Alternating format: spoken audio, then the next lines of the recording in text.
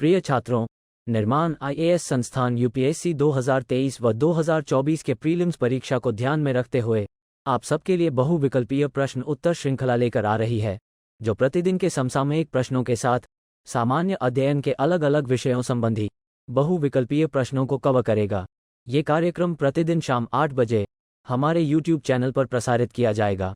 आप अपने अनुभव और सुझाव हमें कमेंट बॉक्स के माध्यम से भेज सकते हैं। नमस्कार फ्रेंड्स, मैं विश्वजीत तिवारी निर्माण आईएएस के इस मंच पर आप सभी लोगों का स्वागत करता हूं। आइए इस एमसीक्यू सीरीज के माध्यम से मैं आप लोगों को पिछले एक साल का करंट अफेयर और इंडिया और वर्ल्ड की मैपिंग, साथ ही इलिमिनेशन टेक्निक को भी तैयार कराता हूं। तो आइए शुरुआत करते हैं। अच्छा, शुरुआत करने से पहले एक करेक्शन में कर देता हूं, क्योंकि हमारा पिछला क्लास जो था, उस पिछले क्लास में एक डेटा जो था वो गलत हो गया था, तो उसको आप लोग करेक्ट कर लीजिएगा। वहां पे दरअसल एक ग्रैंड ओनियन चैलेंज के बारे में पूछ लिया गया था, वहां पे हमने कृषि मंत्रालय कर दिया है, तो उसको आप लोग करेक्ट कर लीजिएगा। नीचे कमेंट में बच्चों ने बता भी रखा है आंसर। तो और इससे पता चलता है कि आप लोग कितने सीरियस होकर के चीजों को देख रहे हैं, बहुत ही अच्छा लगता है। हाँ, एक और करेक्शन है जो कि बच्चों को थोड़ा डाउट है। बेसिकली सोमाली जलधारा को लेकर के बच्चों को डाउट है कि सोमाली जलधारा गर्म जलधारा है। ध्यान रखिएगा, सोमाली जलधारा जो कि इंडियन ओशन में चलने वाली जलधारा है, वह ठंडी ही जलधारा है। तो यहां पर कोई करेक्शन की रिक्वायर्ड नहीं है। यहां पर आप लोगों को थोड़ा सा अपने फैक्ट को करेक्ट करने की जरूरत है। आइए मैं आप लोगों को दिखा भी देता हूं ताकि आप लोगों को पता चल जाएगा। देखिए, यहां पर ये एक ऑथेंटिक सोर्स से हमने लिखा है हिंद महासागर के जलधाराओं के बारे में। यहां पर इंफॉर्मेशन मैं आप लोगों को बता देता हूं। उत्तरी हिंद महासागर में कोई भी ठंडी जलधारा नहीं है, जिसका प्रमुख कारण आर्कटिक सागर से संबंध का नहीं होना है। अर्थात आर्कटिक ओशन से कोई भी इंडियन ओशन में डायरेक्ट कोई संबंध नहीं होता है। इसीलिए कहा गया है कि इंडियन ओशन में कोई ठंडी जलधारा नहीं है, ये लाइन कह रहा है। अतः कोई ठंडी जलधारा उत्तर की दिशा में प्रवेश नहीं कर पाती है। अतः जो इंडियन ओशन का जो उत्तरी भाग है, वहां पर कोई ठंडी जलधारा प्रवेश नहीं कर पाती है। साथ ही उत्तरी अटलांटिक धारा जैसे कोई धारा यहां नहीं पाई जाती है। यह भी कह रहा है कि यहां पर उत्तरी अटलांटिक, जैसे नॉर्थ अटलांटिक ड्रिफ्ट जो कि अटलांटिक ओशन में चलता है, वैसी कोई जलधारा यहां पर इसलिए नहीं पाई जाती है क्योंकि इंडियन ओशन के जस्ट ऊपर एक बहुत बड़ा महाद्वीपों का भूभाग है, तो वहां पर स्पेस नहीं होता है, जिसके कारण से उत्तरी अटलांटिक प्रवाह जैसी कोई जलधारा इंडियन ओशन में नहीं चल पाती है। अपवाद स्वरूप सोमाली के तट पर सोमाली ठंडी जलधारा मिलती है, लेकिन इंडियन ओशन में एक अपवाद है। अपवाद क्या है? सोमालिया की जलधारा, और वो ठंडी जलधारा है। ठंडी जलधारा क्यों है? क्योंकि यह तुलनात्मक रूप से ठंडी जलधारा है। सामान्यतः सोमाली तटवर्ती प्रदेश में वायु प्रवाह के कारण ऊपरी जल के विस्थापित होने से तली से ठंडे जल का प्रवाह होता है, जिसे सोमाली ठंडी जलधारा कहते हैं। बेसिकली ये बताना ये चाह रहे हैं कि जैसे यहां पे ये इंडिया हो गया, यहां पे अफ्रीका है ये, तो इंडियन ओशन में जो मॉनसूनी करंट चलती है, वो मॉनसूनी करंट जब सोमालिया के तट के पास आती है, तो यहां के ऊपर के जल को हटा करके और दक्षिण की ओर भेज देती है। तो जब ऊपर की जल हट जाती है, तो यहां नीचे से ठंडी जल जो पानी है वो अपवेल हो जाती है। ठंडी पानी नीचे से ऊपर की तरफ आ जाती है, और ऐसे में वो ठंडी पानी इस वायु प्रवाह के दबाव में जब इधर गति करती है, तो उसे कहते हैं सोमालिया की जलधारा। तो यह ठंडी जलधारा है, और इसको लेकर के कोई डाउट आप लोग नहीं रखेंगे, ठीक है। हाँ, ये ध्यान रखना है कि कुछ जो सोर्सेस हैं, बेसिकली जो विकिपीडिया है, विकिपीडिया में चूंकि विकिपीडिया एक फ्री ओपन सोर्स होता है, तो वहां पर कुछ लोगों ने इसको गर्म जलधारा के रूप में, और ब्रिटानिका ने भी उसको गर्म जलधारा के रूप में मेंशन कर रखा है। लेकिन ध्यान ये रखना है कि यह एक ठंडी जलधारा है, तुलनात्मक रूप से ठंडी है। इसका मतलब है कि यहां पर विषुवत रेखा के आसपास जो गर्म जलधारा चलती है, उस गर्म जलधारा के तुलना में ठंडी जलधारा है, इसीलिए इसको ठंडी जलधारा माना जाता है, ठीक है।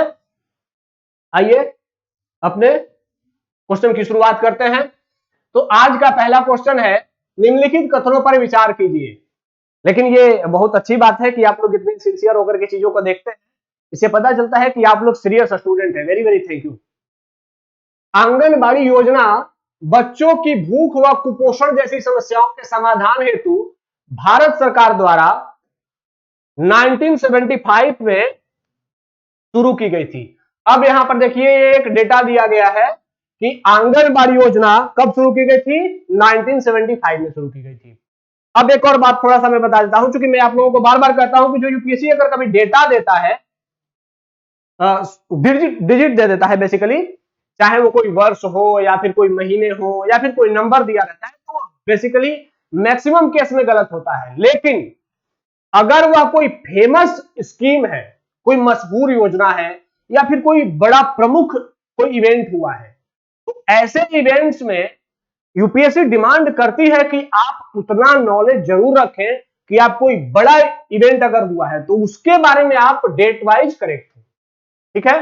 तो वहां पर यूपीएससी आपको सही डेट भी दे सकती है। अब आंगनबाड़ी स्कीम चूंकि बहुत ही फेमस स्कीम रही है, कोरोना के काल में इसकी उपयोगिता बहुत बड़ी दिखी हुई है। कोरोना के काल में गांव स्तर पर सरकार के जो भोजन अनाज का वितरण था उसमें आंगनबाड़ी केंद्रों ने बड़ी भूमिका निभाई है।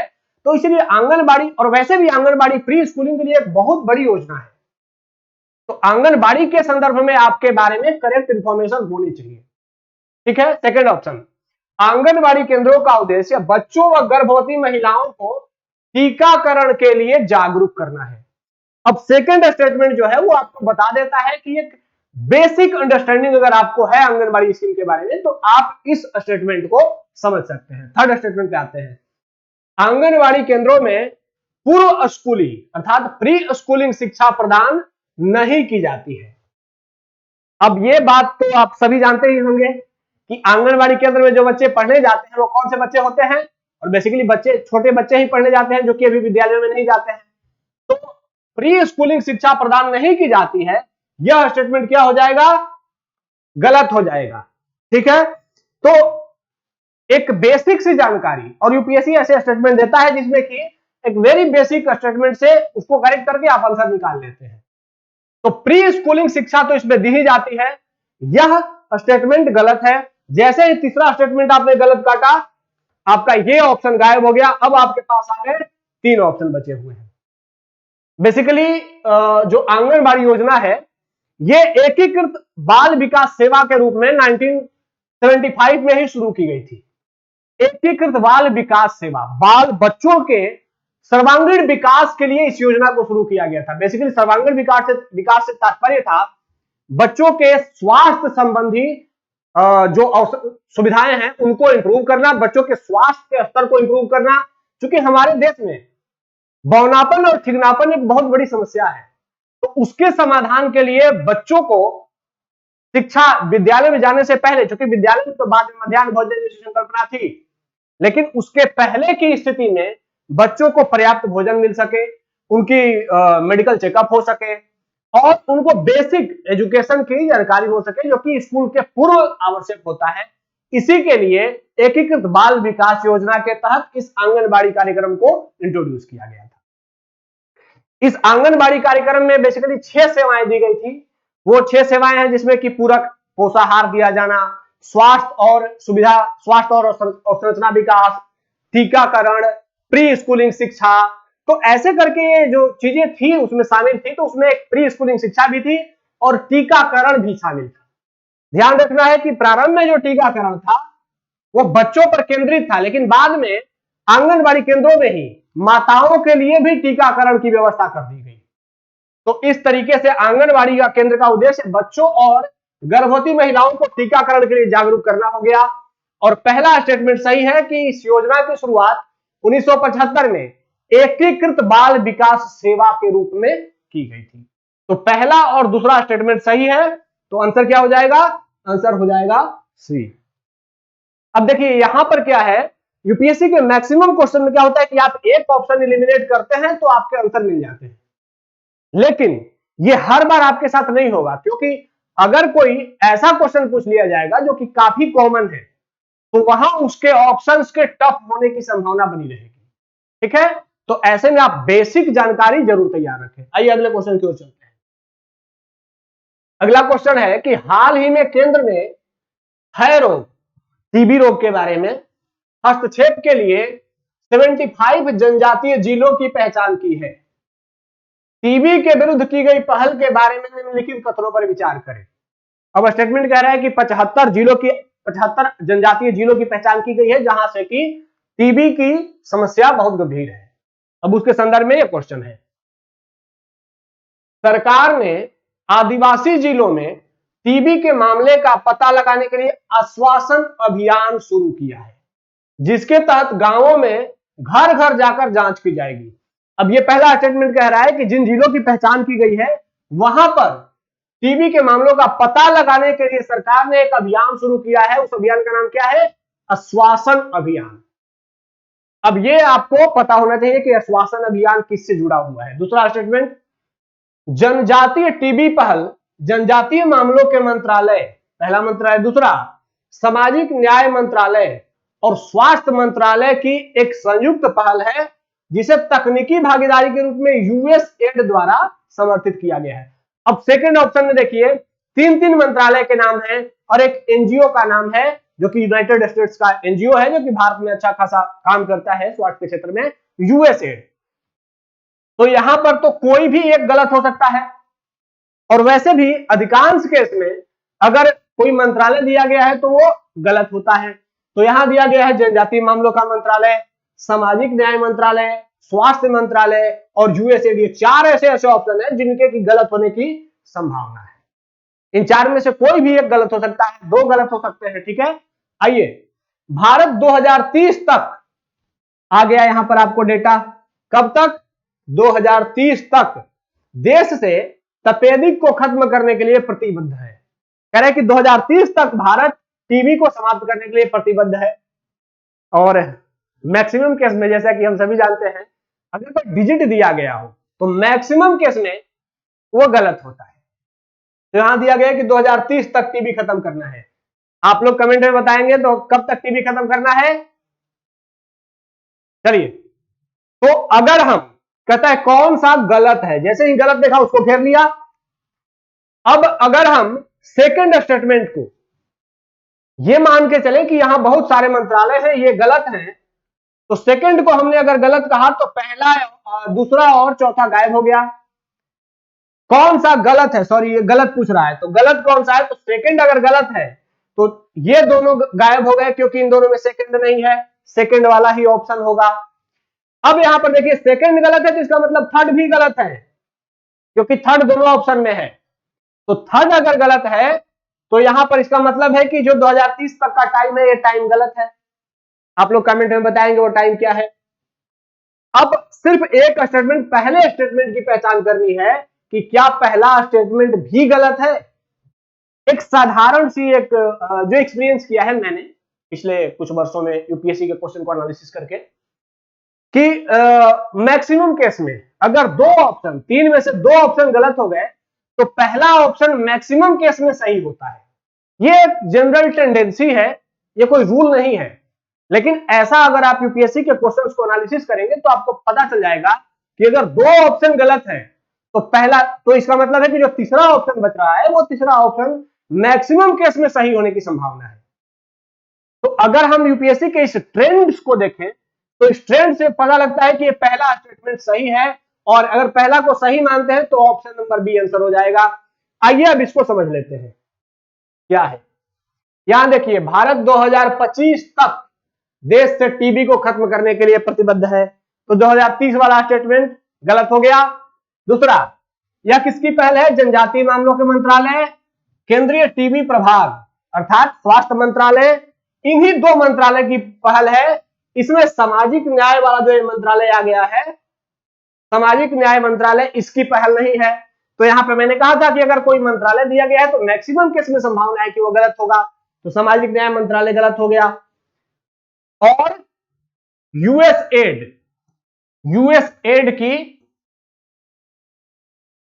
एक एनजीओ है, इसकी ज्वाइंट पहल है। इसमें इंडिया की भी एक एनजीओ है, परिमल फाउंडेशन, ये इंडिया की एक एनजीओ है।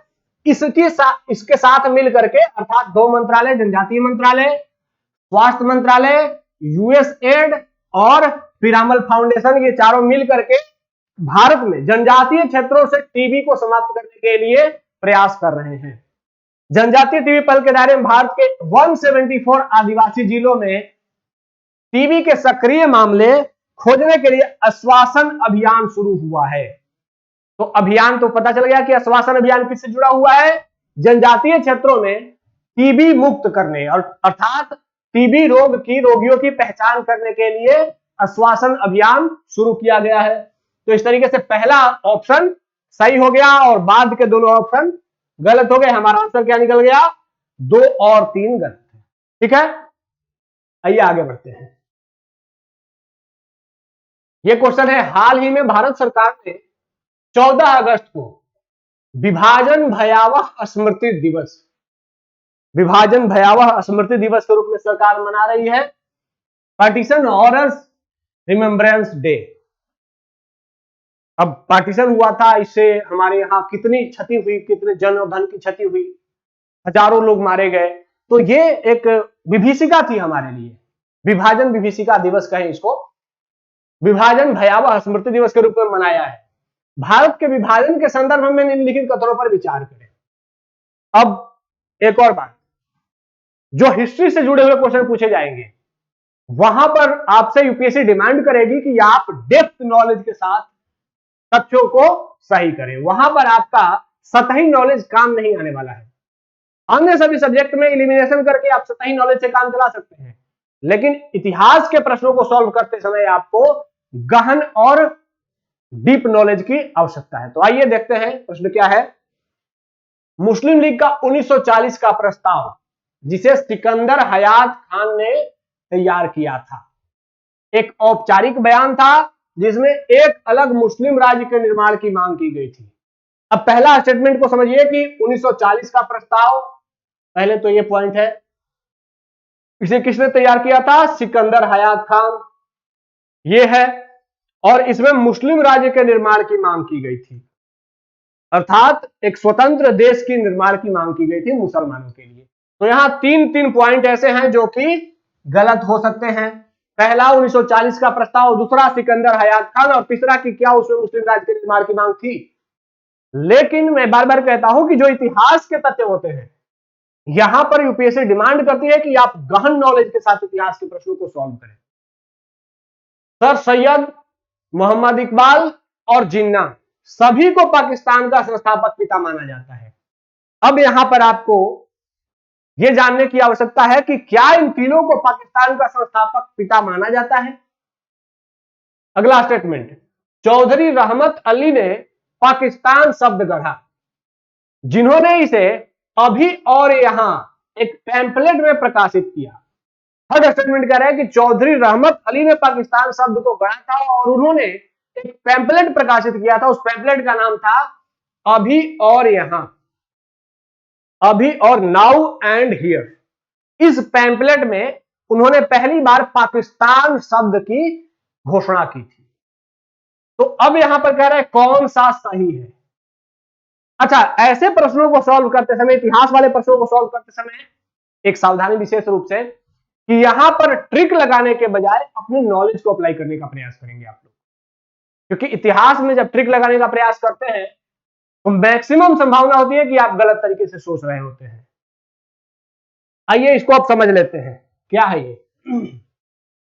मुस्लिम लीग का 1940 का प्रस्ताव, जिसे सिकंदर हयात खान ने तैयार किया था, तो 1940 में जो अलग मुस्लिम राज्य के निर्माण की मांग की गई थी, एक अलग देश की मांग की गई थी, उस प्रस्ताव को किसने तैयार किया था, सिकंदर हयात खान ने तैयार किया था।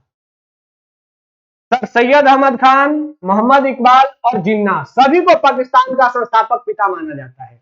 अब सभी को, तो सर सैयद अहमद खान को क्यों माना जाता है, क्योंकि इन्होंने ही पहली बार हिंदू और मुस्लिम दोनों को 2 राष्ट्र माना था।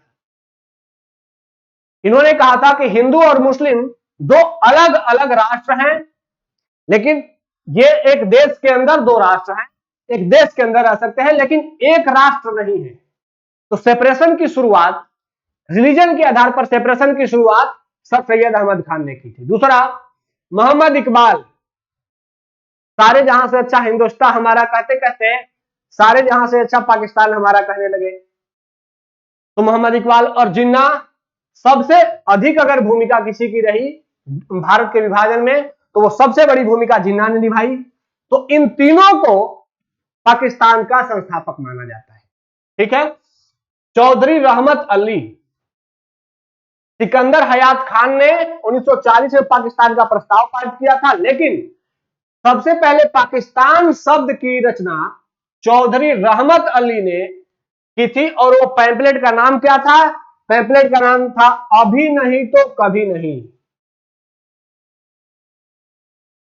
अभी नहीं तो कभी नहीं नाम का एक पैम्पलेट प्रकाशित किया था, और उसी ने पाकिस्तान नाम के देश की संकल्पना की थी। किसने? चौधरी रहमत अली ने। मोहम्मद इकबाल, जिन्हें पाकिस्तानियों ने अपने आध्यात्मिक पिता के रूप में अपनाया है। जैसे भारत का आध्यात्मिक पिता अगर किसी को कहा जाता है तो किसे कहा जाता है? विवेकानंद जी को भारत का आध्यात्मिक पिता माना जाता है। उसी तरीके से पाकिस्तान ने मोहम्मद इकबाल को अपने आध्यात्मिक पिता माना है।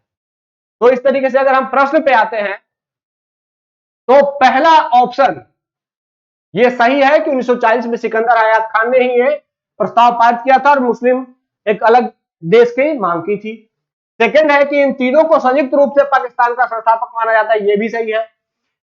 यहां देखिए थर्ड में, हालांकि मैं तो आपको बोलता हूं बार बार कि इतिहास वालों ने इतिहास के प्रश्नों को सॉल्व करते समय नॉलेज अप्लाई करें, लेकिन ये प्रश्न में थोड़ा सा दिमाग लगा करके अगर आपको रिस्क लेना है, रिस्क लेने का तात्पर्य है कि अगर आपने कम नंबर ऑफ क्वेश्चन अटेम्प्ट किए हैं और आपको अधिक नंबर ऑफ क्वेश्चन का नंबर बढ़ाना है, तो थोड़ा रिस्क जब लेना हो तो क्या करेंगे? चौधरी रहमत अली ने पाकिस्तान शब्द गढ़ा। एक फैक्ट ये हो गया कि पाकिस्तान शब्द क्या चौधरी रहमत अली ने ही गढ़ा। दूसरा कि इसे अभी और यहां नाम के एक पैम्पलेट में प्रकाशित किया, तो क्या वो पैम्पलेट का नाम अभी और यहां था? तो नहीं, पैम्पलेट का नाम क्या था? अभी नहीं तो कभी नहीं।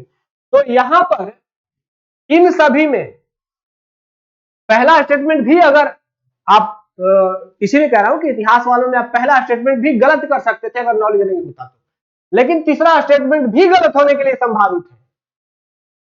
तो इस तरीके से आप तीसरे स्टेटमेंट को अगर गलत काट देते तो आपका आंसर निकल जाता, लेकिन ये रिस्की है। इसीलिए इतिहास वाले क्वेश्चन में मेरी एक सलाह रहेगी कि आपको अगर डेफिनेट आंसर आता है तो इतिहास के क्वेश्चन को सॉल्व करें, वरना इतिहास के क्वेश्चन को स्किप करके आगे बढ़ जाए। ठीक है, आइए आगे बढ़ते हैं, अगले क्वेश्चन की ओर देखते हैं।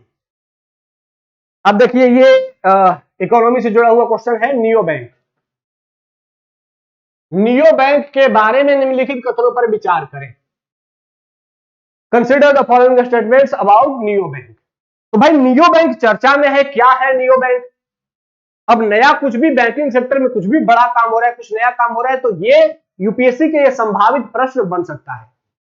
क्या है कि नियो बैंक एक तरह का डिजिटल बैंक होता है जिसकी कई शाखाएं होती हैं। कई शाखाएं किसी विशिष्ट स्थान पर भौतिक रूप से उपस्थित होने के बजाय नियो बैंकिंग पूरी तरह से ऑनलाइन है। अब अगर आपको थोड़े स्मार्ट हैं तो पहला स्टेटमेंट पढ़िए। पहला स्टेटमेंट खुद को कंट्राडिक्ट कर रहा है। कैसे? नियो बैंक एक तरह का डिजिटल बैंक है जिसकी कई शाखाएं होती हैं।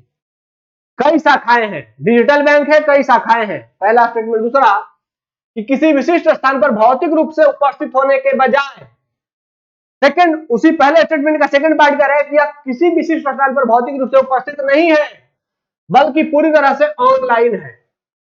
तो पहला स्टेटमेंट खुद ही दूसरे को क्या कर रहा है? काट रहा है कि भौतिक रूप से शाखाएं भी बहुत है। दूसरा कह रहा है कि यह कहीं भौतिक रूप से उपलब्ध नहीं है, इसकी सभी सारे काम ऑनलाइन होते हैं। तो खुद से अगर एक दूसरे को कंट्राडिक्शन दिखा रहा है स्टेटमेंट, तो वो अपने आप गलत कह रहा है कि मैं गलत हूं।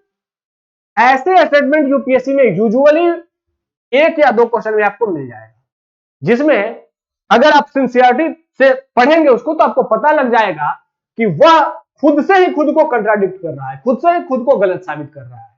आइए सेकंड स्टेटमेंट देखते हैं। नियो बैंक के पास अपना खुद का बैंक लाइसेंस नहीं है। नहीं है तो घेर लिया हमने, लेकिन वे बैंक लाइसेंस प्राप्त सेवाएं प्रदान करने के लिए बैंक भागीदारों पर निर्भर है। अब सेकंड स्टेटमेंट कह रहा है कि नियो बैंक जो होते हैं उनके पास बैंकिंग का पूर्ण लाइसेंस नहीं होता है, लेकिन वे अन्य बैंकों से जुड़ करके बैंकिंग सेवाएं प्रदान करते हैं। तीसरा, यह लोकप्रिय रूप से चैलेंजर बैंक के रूप में जाने जाते हैं। अब नियो बैंक के बारे में तीसरा स्टेटमेंट कर रहा है कि एक चैलेंजर बैंक भी कहा जाता है। चौथा है आरबीआई ने अभी तक बैंकों को 100% डिजिटल होने की अनुमति नहीं दी है। आप कोई ऐसा एक बैंक का नाम बताइए जो 100% डिजिटल हो, जिसका कोई फिजिकल एग्जिस्टेंस नहीं हो, अर्थात जिसकी कोई कहीं पर ब्रांच नहीं हो, सिर्फ और सिर्फ वो ऑनलाइन हो। ऐसा कोई है? बैंक की बात हो रही है, आप बैंक से इतर कोई संस्था जो कि बैंकिंग का काम करती है उनके बारे में बात नहीं हो रही है, एनबीएफसी के बारे में बात नहीं हो रही है। तो आरबीआई ने अभी तक बैंकों को 100% डिजिटल होने की अनुमति नहीं दी है। यह स्टेटमेंट सही है। 100% डिजिटली आप रेगुलेट नहीं कर सकते खुद को, आपको अपना फिजिकल एग्जिस्टेंस भी दिखाना ही होगा, ऐसा आरबीआई का गाइडलाइन है। तो चौथा स्टेटमेंट सही है, पहला गलत है, चौथा सही है। पहला अगर हमने गलत काट लिया, कौन सा सही है पूछ रहा है, सही, तो पहला अगर जैसे ही गलत काटा तो ए और सी गायब हो गए। अब हमारे सामने ऑप्शन है 2 3 और 2 3 4। तो 2 3 अगर हम 4 को सही मान रहे हैं तो अपने आप ही आंसर निकल गया डी। आइए इसको समझ लेते हैं क्या है ये। नियो बैंक एक तरह का डिजिटल बैंक है जिसकी कोई शाखा नहीं होती है। यह डिजिटल बैंक है जिसकी कोई शाखा नहीं है। किसी विशिष्ट स्थान पर भौतिक रूप से उपस्थित होने के बजाय नियो बैंक पूरी तरह से ऑनलाइन है। अब ये नियो बैंक क्या है? पूरी तरह से ऑनलाइन है। कह रहा है कि ये डिजिटल बैंक है। नियो बैंक को फिनटेक फॉर्म कहा जाता है। ये फिनटेक का मतलब होता है ऐसे फॉर्म्स, ऐसे ऑर्गेनाइजेशंस जो फाइनेंशियल टेक्नोलॉजी से जुड़ी हुई फाइनेंशियल कार्य संचालित करते हैं, जो डिजिटल और मोबाइल प्रथम वित्तीय समाधान, भुगतान, मनी ट्रांसफर, मनी लेंडिंग और बहुत कुछ प्रदान करते हैं। अर्थात ये बैंकिंग का कार्य करती है, बैंक से जुड़े बहुत सारे कार्य ये करती है। नियो बैंक के पास स्वयं का बैंक लाइसेंस नहीं होता है, तो ये पूर्ण रूप से बैंक नहीं है, लेकिन बैंक लाइसेंस प्राप्त सेवाएं प्रदान करने के लिए बैंक भागीदारों पर भरोसा करते हैं। अर्थात ये बैंक से जुड़ करके बैंक की सेवाएं प्रदान करते हैं, हालांकि ये पूर्ण रूप से बैंक नहीं है। ये भारतीय रिजर्व बैंक से लाइसेंस प्राप्त बैंकों के साथ गठजोड़ करके उसके माध्यम से बचत खाता, तत्काल ऋण, क्रेडिट कार्ड, म्यूचुअल फंड या अन्य सुविधाएं प्रदान करते हैं। अर्थात जिसको आरबीआई ने बैंकिंग का लाइसेंस दे रखा है, उन बैंकों के साथ जुड़ करके नियो बैंक बैंकिंग सुविधा कस्टमर तक पहुंचाते हैं। लेकिन ध्यान रखना है, नियो बैंक नहीं होते हैं, पूर्ण बैंक नहीं होते हैं। ये ऑनलाइन एक एग्जिस्टेंस रखते हैं और इनका कोई भौतिक उपस्थिति नहीं होती है। अर्थात बैंकों के लिए अनिवार्य है कि उनको भौतिक रूप से उपस्थित होना है, लेकिन नियो बैंक इनके लिए ऐसी कोई बाध्यकारिता नहीं है कि इनको फिजिकली एग्जिस्ट होना है। ठीक है, आइए आगे बढ़ते हैं कि नियो बैंक शब्द 2017 में पहली बार यह बहुत फेमस हुआ था। इन्हें चैलेंजर अर्थात चैलेंजर बैंक के रूप में भी जाना जाता है। इनके पास स्वयं का बैंक लाइसेंस नहीं होता है, लेकिन अन्य सुविधाएं बैंकों की देते हैं। आरबीआई अभी तक बैंकों को 100% डिजिटल होने की अनुमति नहीं देता है। स्टेटमेंट देख लीजिएगा कि आरबीआई अभी तक बैंकों को 100% डिजिटल होने की अनुमति नहीं देता है।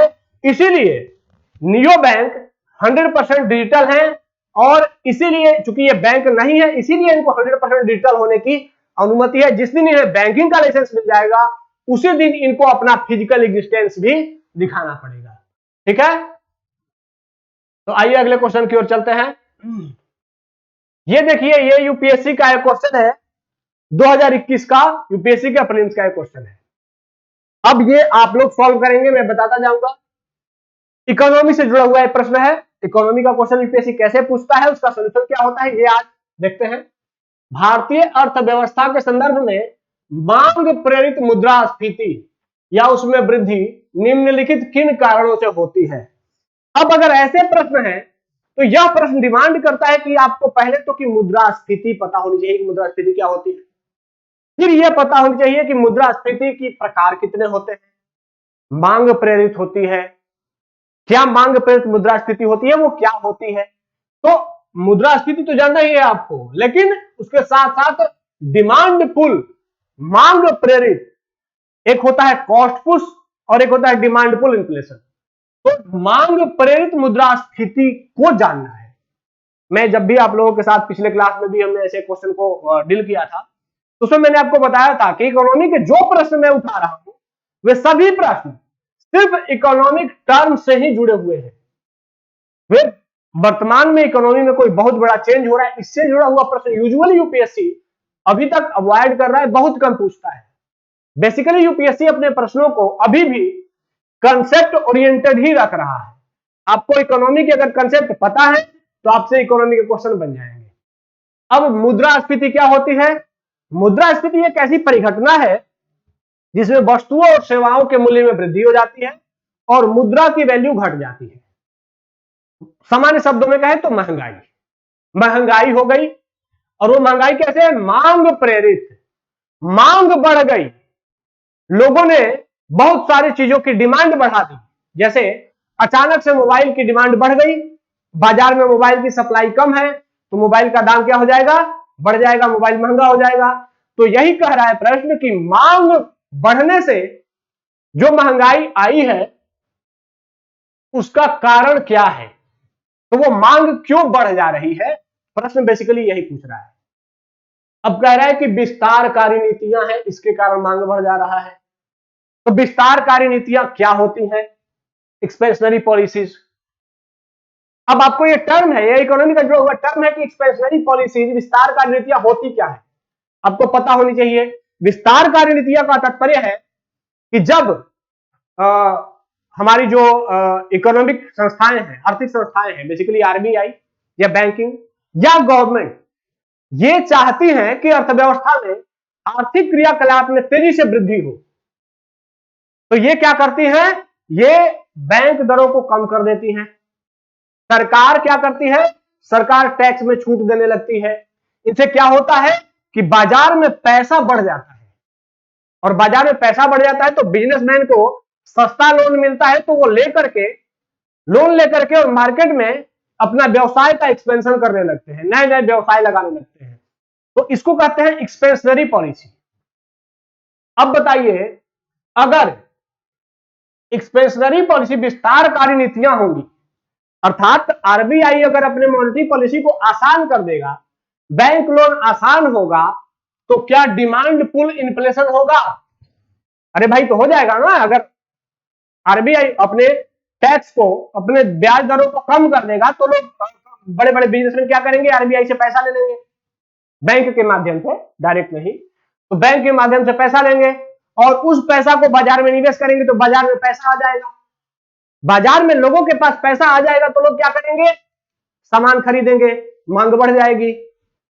मांग बढ़ जाएगी तो मांग बढ़ेगी तो महंगाई हो सकती है। तो विस्तारकारी नीतियां भी डिमांड पुल अर्थात मांग प्रेरित मुद्रास्फीति का कारण बन सकती है। पहला स्टेटमेंट सही है।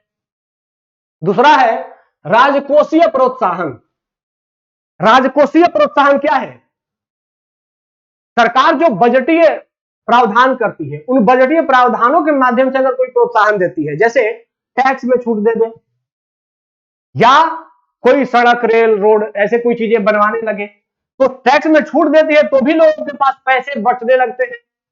अब जो पैसा टैक्स में आपका चला जाता है सरकार के पास, वो आपके पास बच गया तो आपके पास पैसे इकट्ठे हो गए। दूसरा, सरकार ने और भी कोई कार्य शुरू कर दिए, कल्याणकारी कार्य शुरू कर दिए, कोई स्कीम शुरू कर दी, तो इन स्कीम्स के माध्यम से सरकार आपके पास पैसा दे दी, तो इससे भी आपके पास पैसा आ गया। पैसा आ गया तो आप क्या करेंगे? डिमांड बढ़ा देंगे अपनी, तो इससे भी डिमांड पुल इन्फ्लेशन आ सकता है। तो राजकोषीय प्रोत्साहन से भी हो सकता है। तीसरा है मुद्रास्फीति सूचकांकन मजदूरी, इन्फ्लेशन इंडेक्स वेजेस। अब ये कहता है कि अगर मुद्रास्फीति बढ़ने से उसके तुलना में वेजेज बढ़ जाए, मजदूरी बढ़ जाए, तो मार्केट में डिमांड पुल इन्फ्लेशन आ जाएगा। अरे भाई, ये समझने की जरूरत है आप लोगों को कि ये मुद्रास्फीति से जुड़ा हुआ मजदूरी है, अर्थात जितनी महंगाई बढ़ी उसी के अनुपात में आपकी अगर मजदूरी बढ़ी तो फिर महंगाई और मजदूरी एक दूसरे के बराबर हो गई, फिर आपके पास सरप्लस पैसा तो आया ही नहीं। आप जितना पहले सामान खरीद पाते थे अपनी आवश्यकता के, उतना ही सामान अब भी खरीद पा रहे हैं, क्योंकि महंगाई बढ़ गई। सरकार ने आपको थोड़ा पैसा बढ़ाया, लेकिन उतना ही पैसा बढ़ाया आपकी सैलरी में जितना की महंगाई बढ़ाया है। तो आप नया डिमांड तो जनरेट ही नहीं कर पाए ना, तो नया डिमांड जनरेट नहीं कर पाए तो ये ऑप्शन कट गया। चौथा कह रहा है उच्च क्रय शक्ति, अगर लोगों की खरीदने की क्षमता बढ़ जाए, उच्च हो जाए।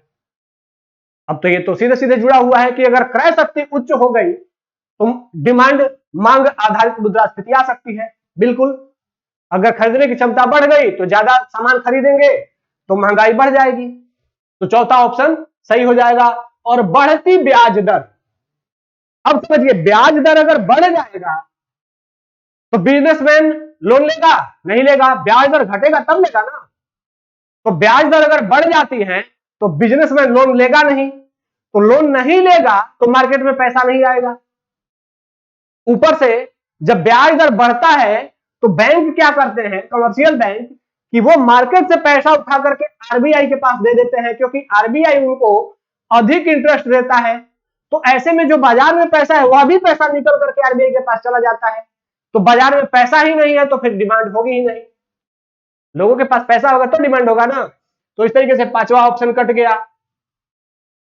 तो तीसरा और पांचवा ये दोनों ऑप्शन कट गया, तो इसका मतलब 1, 2 और 4 ऑप्शन ए सही हो गया।